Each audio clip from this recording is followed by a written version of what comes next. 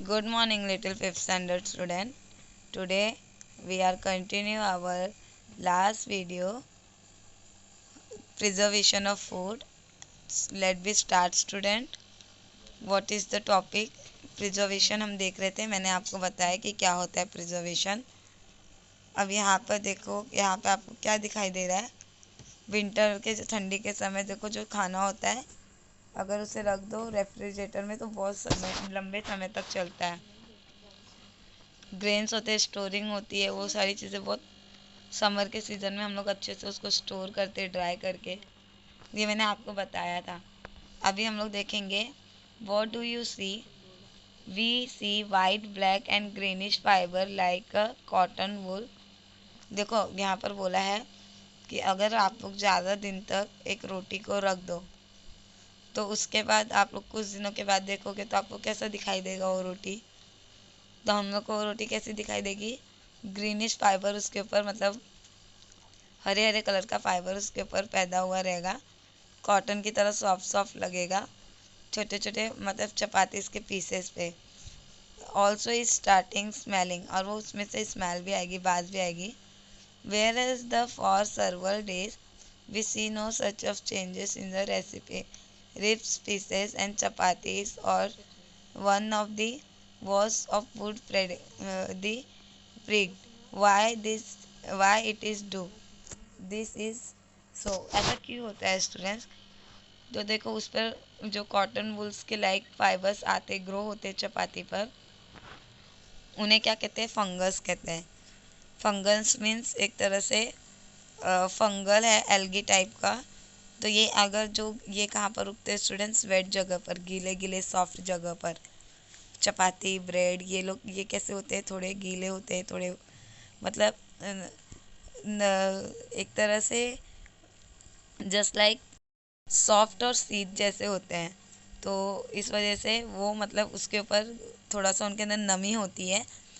नमी होने के वजह से उसके ऊपर क्या होते हैं, माइक्रो ऑर्गेनाइजम्स पैदा होने लगते हैं। ये आप लोगों को दिख रहा है जो ड्राइंग में स्पोर करके, ये फंगी है जो ग्रीन कलर का और वाइट कलर का आपको दिखाई देता है ना, अचार पर भी उगता है, पिकल्स पे, तो इसे फंगी बोलते हैं। देखो ये इसके स्पोर है।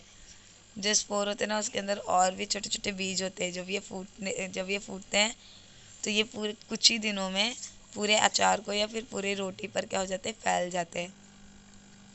Spore of fungus are present in air and water. Spore और फंगस कहाँ पर प्रेजेंट होते हैं, एयर में भी होते हैं, वाटर में भी होते हैं। स्टूडेंट्स ये जो स्पोर्स होते हैं वो कहाँ पर आते हैं, एयर में भी प्रेजेंट होते हैं, वाटर में भी प्रेजेंट होते हैं। देखो अभी अगर हम कुछ दिन तक वाटर को रखें ऐसे स्टोर करके, जैसे ड्रम में रखें और गांव चले जाते फिर गांव से वापस आते हैं, तो हम जब अगर ड्रम में हाथ डालते हैं तो हमें वो उसमें फिसलन टाइप महसूस होती है।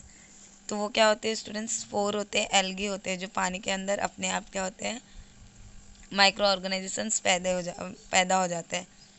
चपाती और ब्रेड भी ऐसे ही होता है स्टूडेंट्स। उनमें भी क्या होता है, favourable conditions of the growth of fungus, availability of the food, air water और वार्मथ। मतलब अगर खुले में खाना रखा हुआ है, हवा लग रही है, उसमें पानी है, तो वो कैसे होगा, उसके उसके ऊपर अपने आप फंगल आने लगेगा।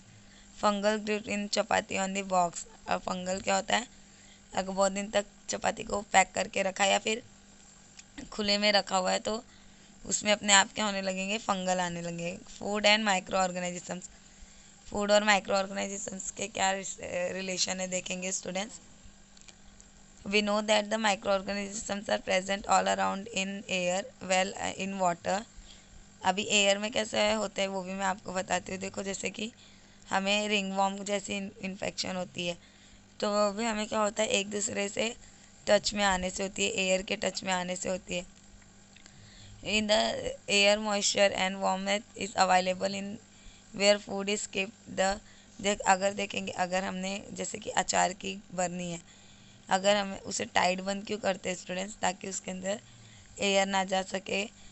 अगर एयर जाएगी, अगर वो अचार खुला रहेगा, खुले में है तो उसमें फंगल लग जाएगा, पानी ना जा सके। दैट्स वाई हम लोग फूड स्टफ्स क्या करते हैं, रैपिडली गर्म करते हैं या फिर ठंडा करते हैं। जैसे दूध है तो दूध को टाइम टू टाइम गर्म करते हैं।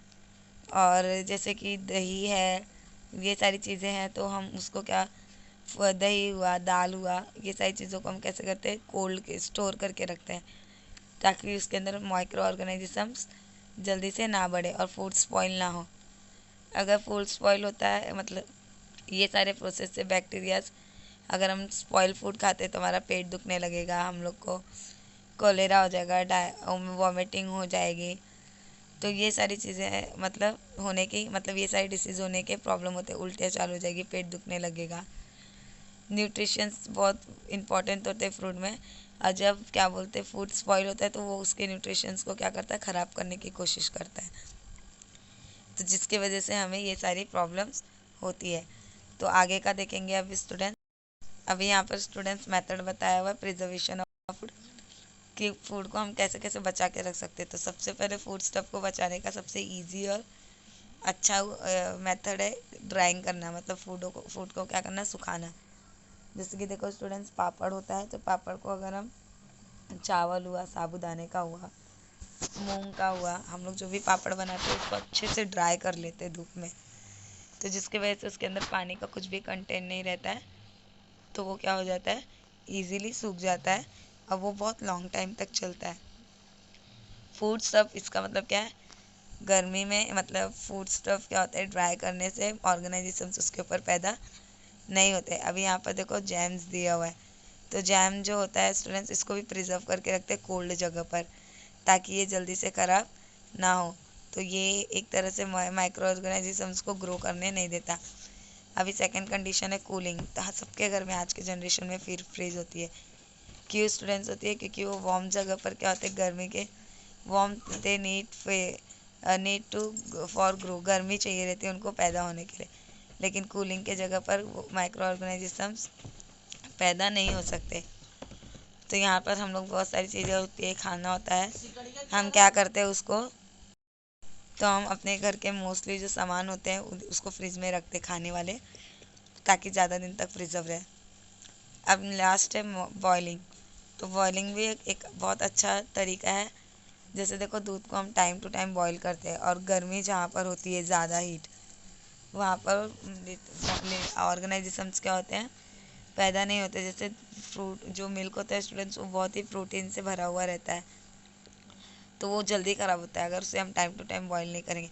बॉईल करने से उसके अंदर जो प्रेजेंट हार्मफुल माइक्रोब्स रहते हैं वो मर जाते हैं, जिसकी वजह से दूध ख़राब नहीं होता, मिल्क। प्लेजिंग एंड, यहाँ पर देखो एकदम लास्ट दिखाया हुआ है, क्या दिया हुआ है देखो, प्लेजिंग इन अ एयर टाइट स्कैन, जो मैंने आप लोग को थोड़ी देर पहले बोला। एयर टाइट स्कैन मतलब जिसमें फूड को क्या करते हैं, एकदम एयर टाइट कंटेनर में पैक करके रखते हैं, ताकि उसमें क्या हवा ना लग सके, गीला ना हो सके, तो फिर फूड ख़राब नहीं होता। अभी हम लोग देखो कुरकुरे की हमारी जो पैकेट होती है वो भी एयर टाइट होती है स्टूडेंट्स, वो ख़राब नहीं होती। अगर उसमें थोड़ा भी एयर गया तो जो हमारे चिप्स होंगे, जो उसके अंदर का मटेरियल होगा, फूड स्टफ होगा, वो ख़राब हो जाएगा। तो एयर टाइट मटेरियल में क्या करते हैं, उसको प्रिजर्व करके रखते हैं। यहाँ पर देखो बताया मटेरियल्स रिक्वायर्ड है, a glass jar, a knife, spoon, 7 to 8 lemon, a equator wall and salt, 2 tablespoon chilli powder. ये सारी चीज़ें लेकर के आपको क्या बनाना है, यहाँ पर क्या दिया हुआ स्टूडेंट्स, लेमन। तो लेमन का आपको क्या करना है, अचार बनाना है। फिर आपको ये बना करके इंजॉय करना है, मतलब देखना है कैसा बना है, टेस्टी है, तो आपको प्रोसेस पता ही होगा, आपके पेरेंट को पता होगा। यहाँ पे प्रोसीजर लिखा हुआ है, पूरे इंग्रेडिएंट डालने हैं, और उसके बाद आप लोगों को कैसे बनाना है पूरा प्रोसीजर देख करके आप लोगों को ये पूरा मेड करना है। प्रिजर्वेशन ऑफ फूड, अगर आपको नहीं समझा स्टूडेंट्स तो फिर से पूछेगा, मैं आपको बता दूंगी फिर से अच्छे से। Take care students, bye.